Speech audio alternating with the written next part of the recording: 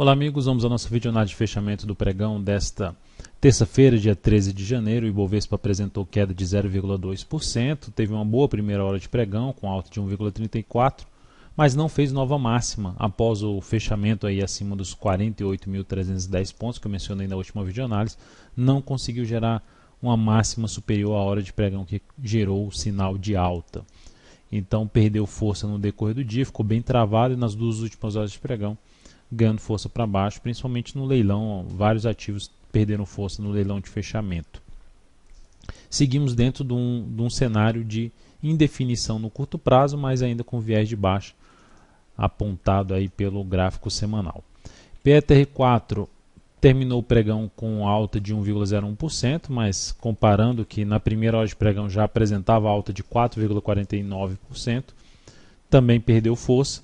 Ficou aqui indefinida no G60, bem travada no G60, e em relação à tendência, o caminho mais provável seria esse aqui.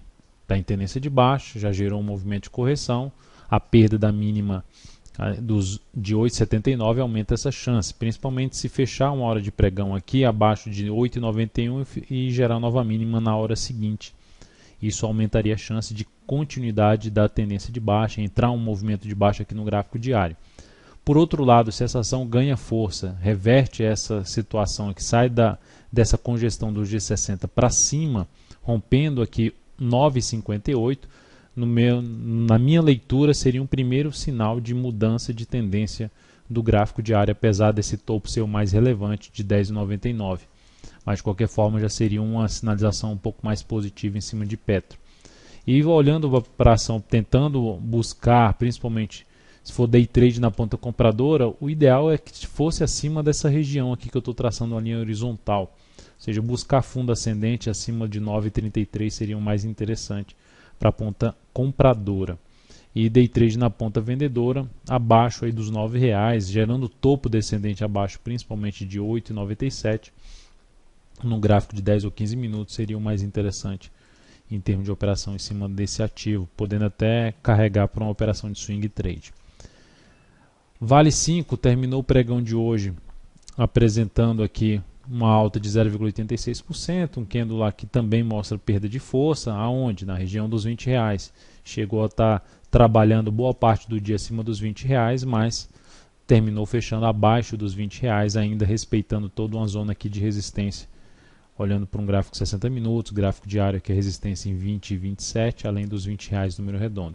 É um ativo que eu não vejo muito compra em termos de swing trade nesse momento, mas segue aí em tendência de alta de curto prazo, ficando cada vez mais maduro aqui para um movimento até contrário no gráfico semanal. Próximo patamar de resistência acima de 20 e 27, aqui na casa de R$ 20,71. Para day trade, por exemplo, na ponta vendedora, o ideal seria abaixo, topos descendentes abaixo da região de 19,80.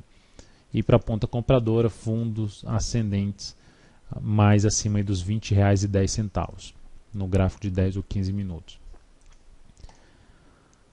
Olhando agora para outros papéis, Klabin, encerramos a posição da Klabin, ela abriu com gap de alta, fez alta ali de 0,82% na primeira hora de pregão, saiu fechando acima de tudo aqui em cima, mas apesar de ter feito uma nova máxima após a primeira hora de pregão, a ação perdeu força. E assim que ela fez essa nova máxima, eu já trouxe o stop de proteção para aqui para 14,49. Informei isso até no Investmania, através do Fique de Olho desse papel.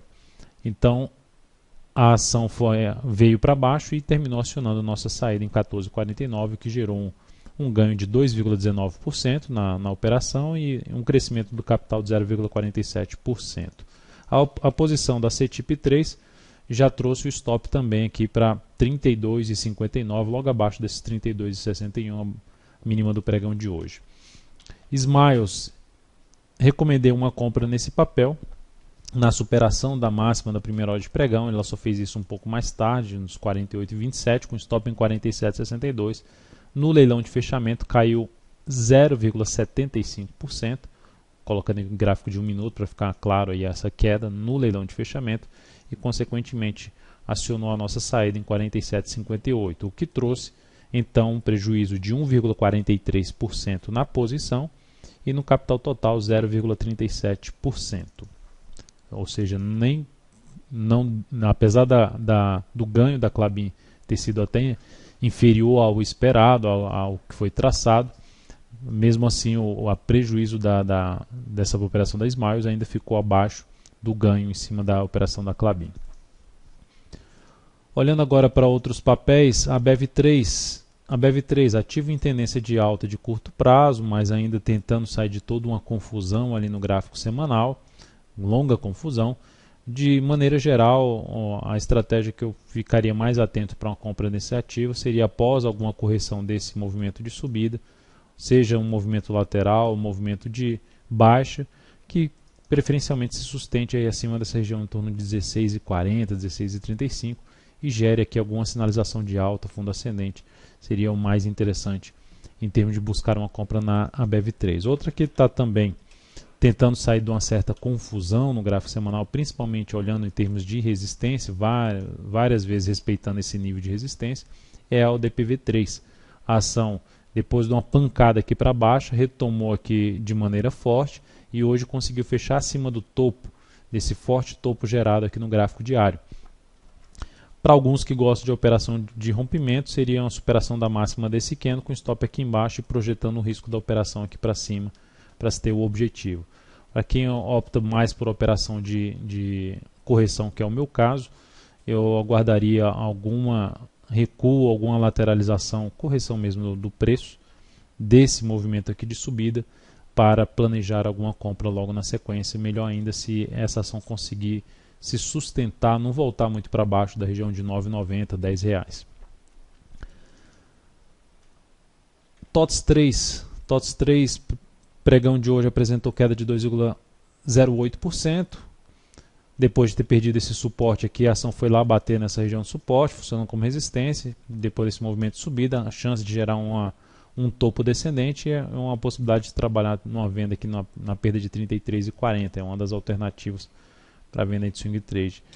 E Braskem, que está em tendência de baixa de curto prazo, vai gerando aqui uma correção que a gente fala, um movimento mais lateral, que é aquela correção no tempo. Caiu forte e está ficando mais ali de lado. No pregão de hoje também tentou subir e perdeu força. O fato é que se perder a mínima também do pregão de hoje é um dos indícios de continuidade do movimento de baixa dessa ação. Próximo nível de suporte mais relevante para esse ativo, no meu entender, fica mais para a região ali dos R$ 15,15 a R$ 15 número redondo, e abaixo desse patamar, R$ 14,60. Seriam os pontos de suporte mais relevantes para Braskem. Então é isso, amigos. Muito obrigado por sua atenção e também pelo acesso diário ao site daltonvieira.com. Grande abraço e até a nossa próxima videoanálise.